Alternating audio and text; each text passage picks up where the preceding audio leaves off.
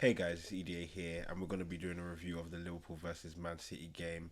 And guys, what a game it was! Two of the top teams in the league going head to head in what was one of the most tense clashes in Premier League history, in my opinion.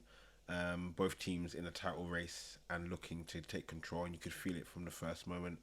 Both teams wanting to dictate the game, wanting to impose themselves on the game. Very physical game, very emotional game as well.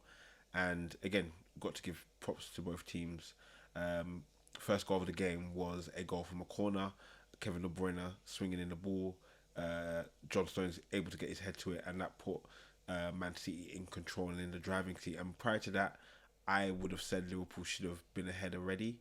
They were threatening Man City numerous amounts of times. Man City had occasions of their own, don't get me wrong, but from a Liverpool perspective, they would have been disappointed to be 1-0 down there.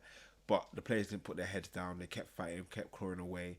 And through the rest of the first half, they were putting pressure on Man City. Man City weren't comfortable. And that theme continued into the second half. I'm sure Liverpool would have had a lot of confidence thinking that we're doing really, really well. We just haven't had the end product. And they found a breakthrough in the 50th minute when Ederson fouled Nunes and gave Liverpool a penalty. And firstly, Ederson, what are you doing? Like, seriously, what are you doing? I don't have any words for that kind of goalkeeping. I put that in the same bucket, potentially a little bit better than what I saw from Ramsdale yesterday. Like, that's not acceptable for a top level goalkeeper and for a team that's looking to win the title. So, yeah, they get the penalty. Edison's injured in that collision. McAllister slots away the penalty as he's done so many times before, and it's 1-1. And the Anfield crowd raises its level to things that we've seen on those historic European nights and on those title clashes that we've seen with previous teams as well. And yeah, Man City from that point on looked rattled. They looked a little bit shook, if I'm being honest with you. And I thought Liverpool just had to take one of those chances, and the game would have flipped on its head. But the end product wasn't there, and not just from one player, but from a multitude of players who didn't step up when needed, when their team needed them to. So we're gonna go through the lineup first and call out some players who did really well during the game. Firstly, kicking off with Kelleher, really good performance from him. Virgil van Dijk as well was solid. Endo, what a performance from Endo! What a signing Liverpool have made in him. Disruptor in the midfield, and also McAllister, who was a boss. The whole of the Liverpool's midfield was causing absolute havoc for Man City, and it did take a lot for Liverpool to bypass their midfield, but it wasn't the same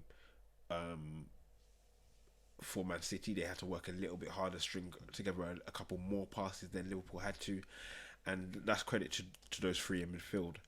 Looking up top, Diaz again, end product wasn't there, and it's going to be painful for Liverpool players. But Diaz is a player that you'd rather have in your team than face against because of how unpredictable he is, how creative he is. End product was missing today, but again, doesn't change how good of a player he is, even though he is flawed in some respects as well. Expected a little bit more from Nunes. He's a funny player. I really like him, but again, can be very frustrating and very raw at times. Looking at Man City, key people I want to call out. Firstly, Ederson, not in the right way, poor from him.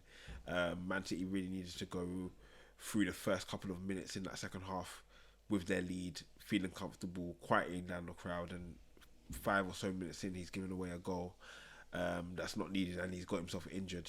Another player I want to call out is Ortega, who came off the bench.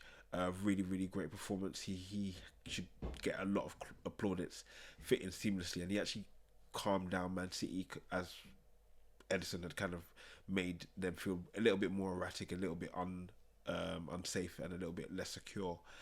He was really positive as well. Rodri, De Bruyne before his assist, again he was creating a lot, but Liverpool were probably using that man less in the midfield to kind of counter and open up Man City even more easy than they were. And so I've got to give my props to Kovacic as well. Him coming in, steadying the ship and providing some security in the midfield as well. So props to both players and both fans, and also Jeremy Doku. Let me not miss out Jeremy Doku, because he had two big moments during the game.